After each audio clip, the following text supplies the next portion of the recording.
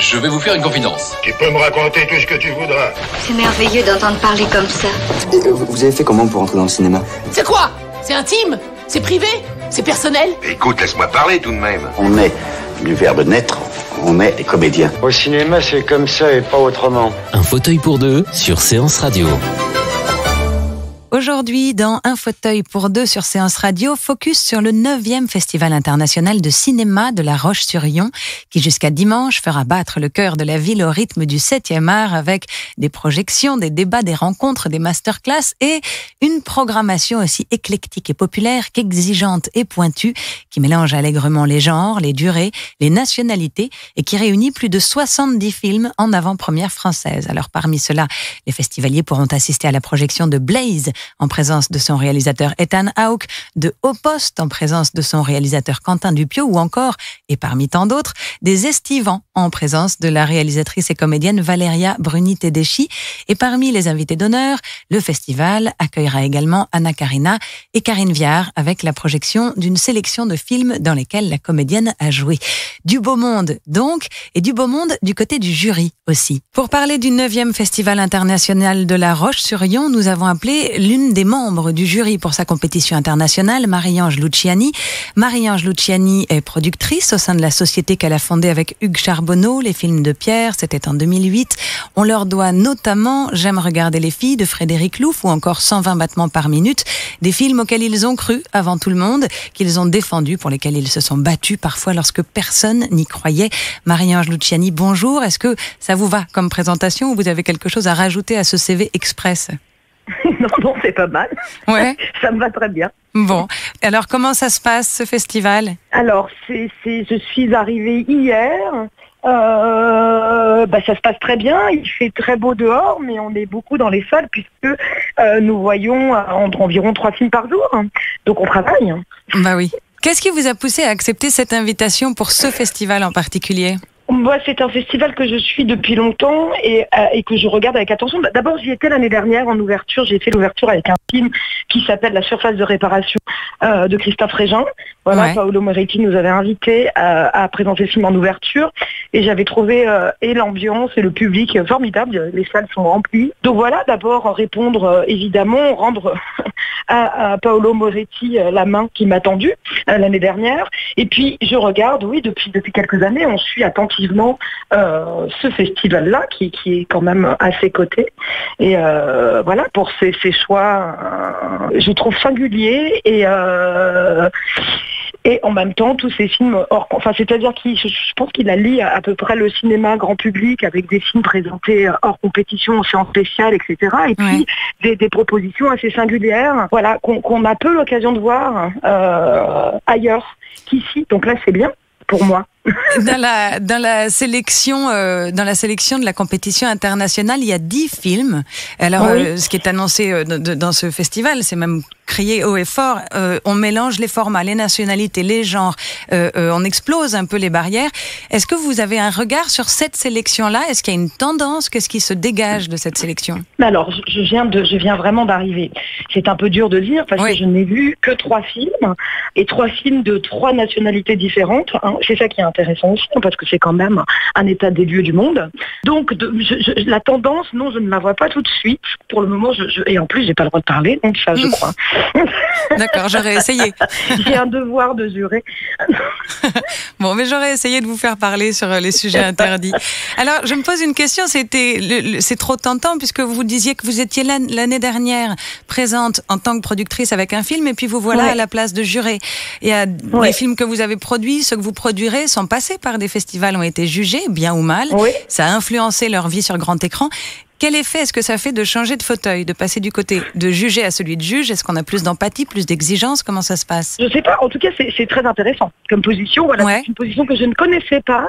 Et je le dis souvent, c'est vrai qu'on invite rarement les producteurs à faire partie d'un jury. Donc voilà, je remercie Paolo Moretti d'y avoir pensé, comme à Saint-Jean-de-Luz où j'étais jury aussi dernièrement. J'ai changé de métier maintenant. Je suis jurée à plein temps. Mais Oui, c'est une façon différente d'abord. Enfin, en même temps, non, j'ai l'impression d'être ici comme une spectatrice en fait, et comme la cinéphile que je suis, c'est-à-dire et surtout avec cette fois l'autorisation d'aller plusieurs fois par jour au cinéma. Je suis excusée pour ça. Voilà. Donc c'est pas le même fauteuil évidemment, mais moi j'adore le fauteuil de spectatrice, donc je suis très contente. Et alors vous êtes une jurée empathique, exigeante. Comment est-ce que vous exercez ce rôle? Tout à la fois. Tout à la fois. Et démocratique, parce que je suis avec mes compagnons. Absolument. Voilà, Nadav Lapid, c'est ça, qui est réalisateur et auteur israélien. Oui. Il y a également Jonah Nazaro. Oui, qui est programmateur de la semaine de la critique à Venise. D'accord. Voilà. Donc oui, là aussi, on est très différents, tous les trois, et on exerce des professions différentes. Et c'est très intéressant, là aussi, la façon dont on partage nos avis sur les films. Voilà, c'est riche. Oui, c'est riche. Et alors, pour le moment, on est très d'accord, tout va bien. Bon. C'est encore discuté. Et alors, justement, dans ce festival dont les sélections explosent, les genres, etc., est-ce qu'il y a des critères sur lesquels vous jugez ces films quand même ?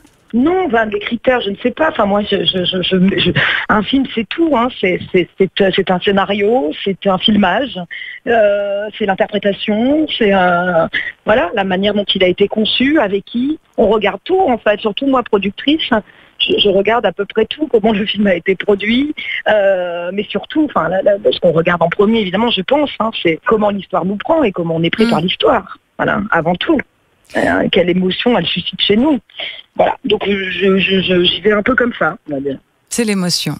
Non, l'émotion, tout. L'émotion, elle reste. Le filmage, évidemment. Ouais. Est-ce qu'il y a un metteur en scène derrière? Qu'est-ce qu'il a voulu nous dire?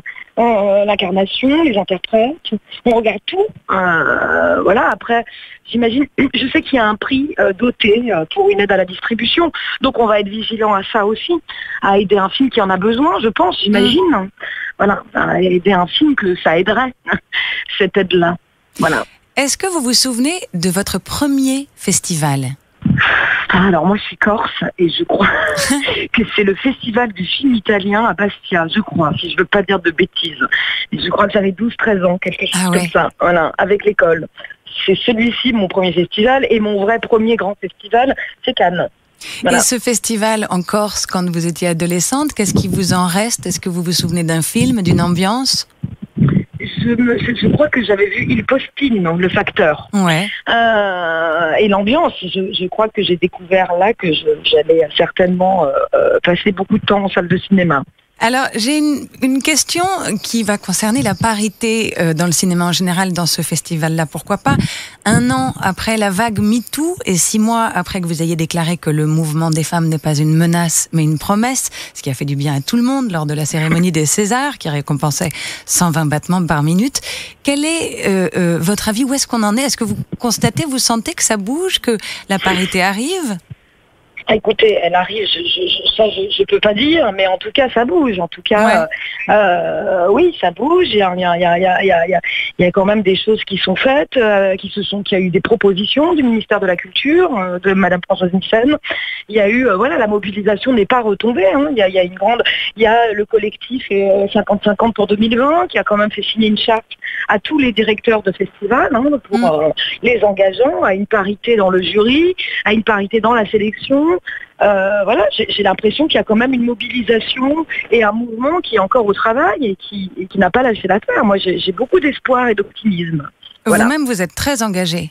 Alors, je suis très engagée, je sais pas. J'aimerais l'être plus. Je suis engagée dans les films que je produis. Je suis engagée, je regarde, évidemment que je regarde le monde que je traverse et les questions qui nous agitent aujourd'hui. Et évidemment, la question de la place des femmes dans la société, vu que j'en suis une et que je me sens parfaitement concernée par ça, évidemment qu'elle m'intéresse et qu'elle est importante. Mais comme ces questions sur la diversité aussi, au cinéma, comme si il y a plein de questions comme ça, de société, de fond, de débat de fond, qu'il est important de mener aujourd'hui. Voilà.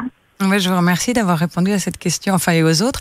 Quelles sont les productions qu'on va pouvoir voir de vous au cinéma bientôt ? Alors, le prochain film de Robin Campillo. Ouais. Le prochain film de Laurent Cantet. Le prochain film de Muriel et Delphine Coulin. Ça donne très envie d'aller au cinéma, tout ça. J'espère. C'est pour quand? C'est pour bientôt, j'espère.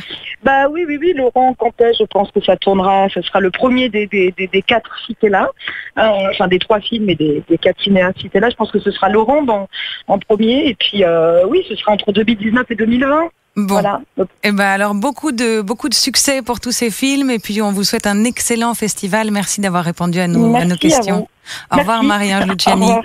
Au revoir. Et pour rappel aux auditeurs de Séance Radio, le 9e Festival international de La Roche-sur-Yon se tiendra jusqu'à dimanche, donc à La Roche-sur-Yon, évidemment, avec des compétitions internationales parallèles, nouvelles vagues, j'en passe et des meilleures. N'hésitez pas, toutes les informations sont sur le site internet. Un fauteuil pour deux sur Séance Radio.